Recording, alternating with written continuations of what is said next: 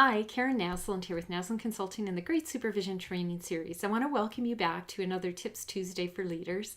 Last week I was talking with you about the journey that I began undertaking around finding my passion. I'm calling it Passion Revisited.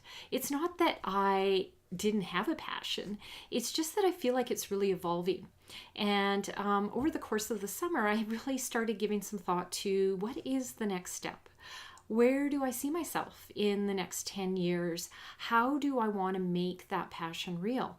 And so, of course, I started reflecting on the skills that I have, the areas that I really enjoy, what kinds of things get me really excited, and what things I'd really like to be able to let go of.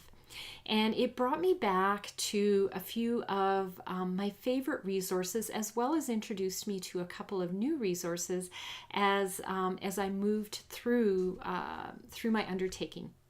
So I want to share with you some of the resources that I have used in the past with my participants, but also as I reflected in the last couple months about my passion, my talents, my skills. And so the first is one that I speak a lot about in my Great Supervision Training Series, and that actually is First Break All the Rules by Marcus Buckingham and Kurt Kaufman. It's not a new book. However, it's one of my favorites. It really looks at what skills, what talents, what things great managers do differently from the norm. And in fact, when I was an executive director, my senior leadership team actually undertook the studying of this book as a group. And we looked at what concepts from within it we could actually implement within the organization. And there was a number of things that we did and could see doing differently. From the First Break All the Rules book, then came the second book, which was Marcus Buckingham and Kaufman started recognizing that people were really unique, no big surprise, but that we all had talents that made us unique in a certain way and gave us the ability to use those talents to the organization's advantage, but also to enable us to remain engaged and really love our work.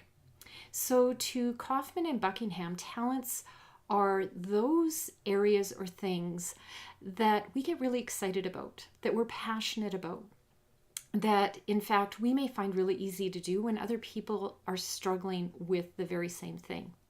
So just to give you an example, I get really passionate and excited when I'm able, believe it or not, to stand up and talk in front of groups of people.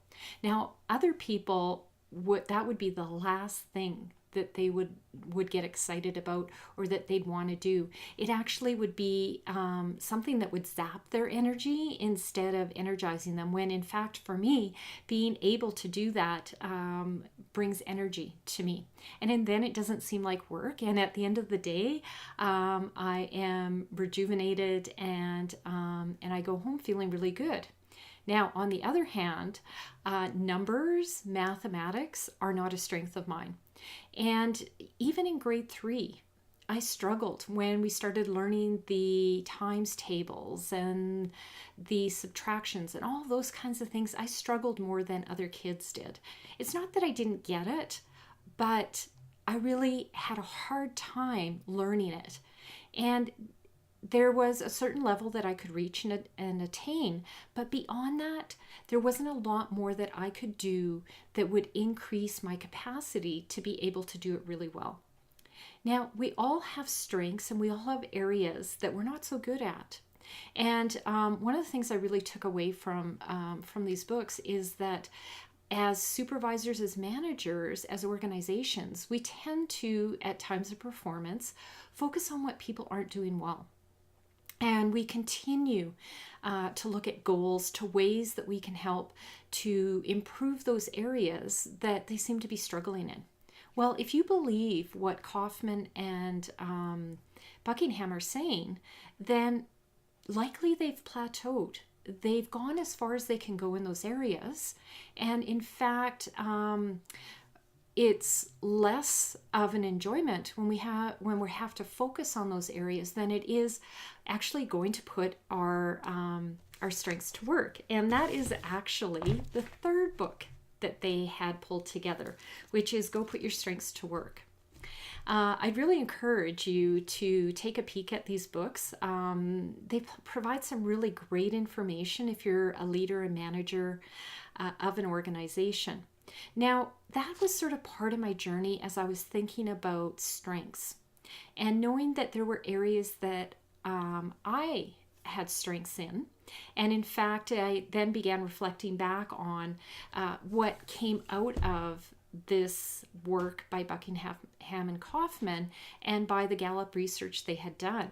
Now, Clifton had looked at all of this and had pulled together what is called the Strength Finder. And some of you may have heard of it, but as a result of the work of Kaufman and Buckingham, they identified 34 strengths that people potentially possess.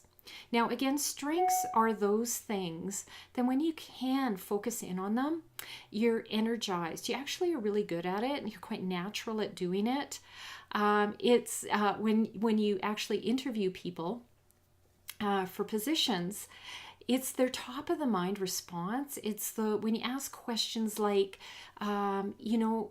describe a time when you undertook something that you found really easy to do and was surprised by it. Those are the kinds of things that happen when we're really working to our strengths. And ideally, if you are able to work to your strengths every day, you're going to be really satisfied in your work. So, of course, it plays a major role in finding and having your passion working for you.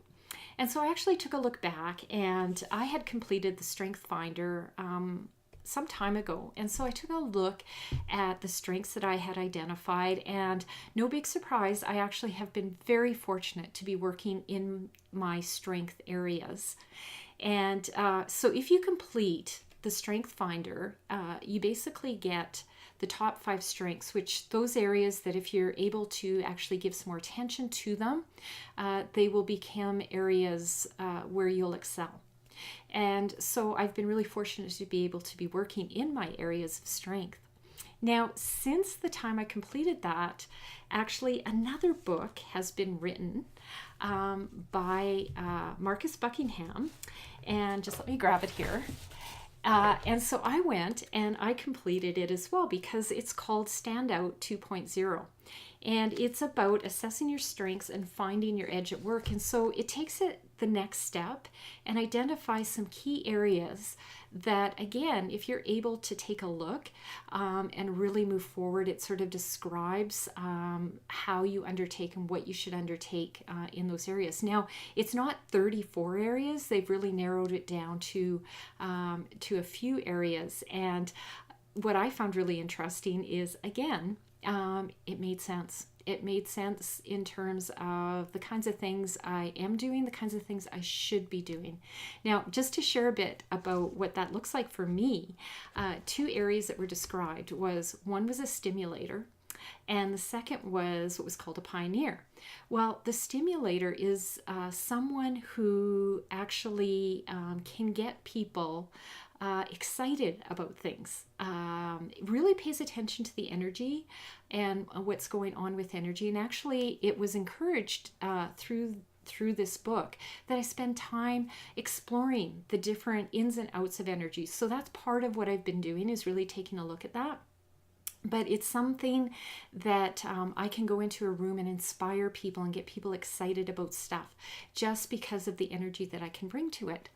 The second is the pioneer, which I thought, pioneer, huh? Like history kind of stuff? Well, no, actually the pioneer piece of it is about being on the leading edge, being willing to move forward, to be one of those early adopters, and to encourage people again around me to be able to adapt to change, and to help guide people and take people through change and offer a more positive, enlightening type of experience. So within the book itself, it kind of describes that. Again, you take another sort of assessment and you get that kind of information that just gives you a bit more about who you are and the kinds of things that you might be thinking about or that I should be thinking about as I continue my journey in terms of, revisiting my passion and what that could look like in the next 10 years. So, of course, I want to share more with you, and I ask that you stay with me and come back next week, and we'll talk more about my journey, and I'll share more about some of those assessments and different kinds of things that you can be doing in terms of your own personal exploration.